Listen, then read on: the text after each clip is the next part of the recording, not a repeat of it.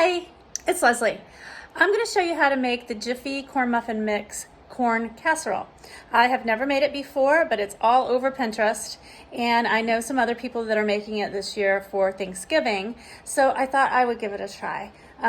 It's sort of like, I guess you could say, a creamy cornbread that's got corn chunks in it. It's made with cream corn and canned corn.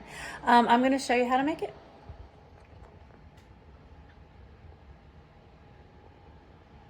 The ingredients for the Jiffy corn casserole include 2 eggs beaten, a stick of butter melted, 1 cup of sour cream, 1 can of regular corn drained, and 1 can of cream style corn not drained. They are like 14 or 15 ounce cans. And then 1 package of the Jiffy corn muffin mix. And the cooking instructions for the corn casserole call for the 2 eggs in first. I've already got 1 in there. I'm popping the other one in now.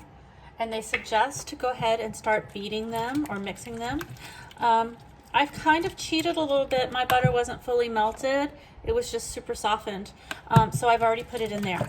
And the reason that they want it to be melted, I guess it'll combine a little bit better, but we're gonna try it this way, see how it goes.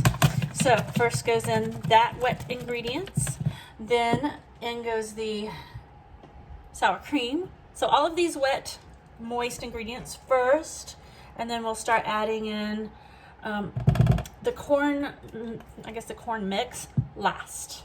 Okay, there goes sour cream. I'm gonna blend that in real good too. My mixture has gotten quite smooth. It's a tiny bit lumpy from that butter. If you do put the butter in warm, make sure it's only warm and not super hot. You don't want it to start to cook those eggs. Okay, here I go with the cream corn. If it's still a little warm, they say wait till the end. Put it in last. That way, everything's been cooled down a little bit and you've had time to let that butter cool.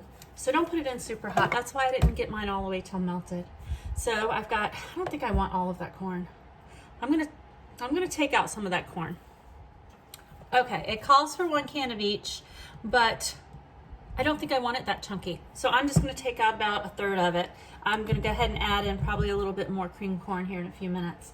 But everything's in here now, except for the corn muffin mix, and that's apparently the star of the show, Jiffy corn muffin mix. And this mix is a little sweet, because corn muffins are not cornbread.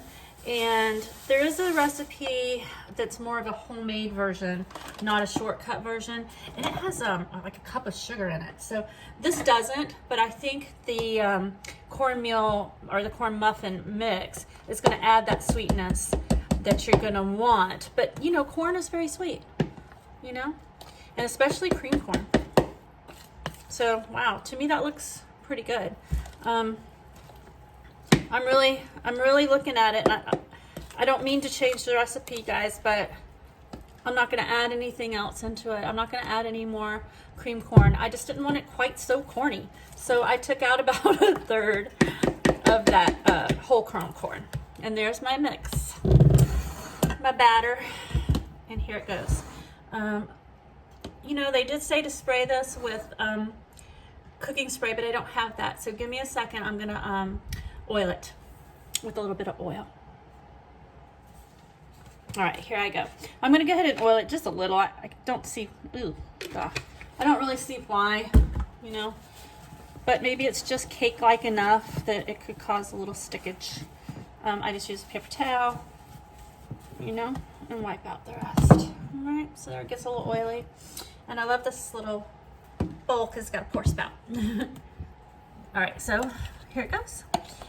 And it says to put it in a 350-degree oven, uncovered, for about 45 minutes.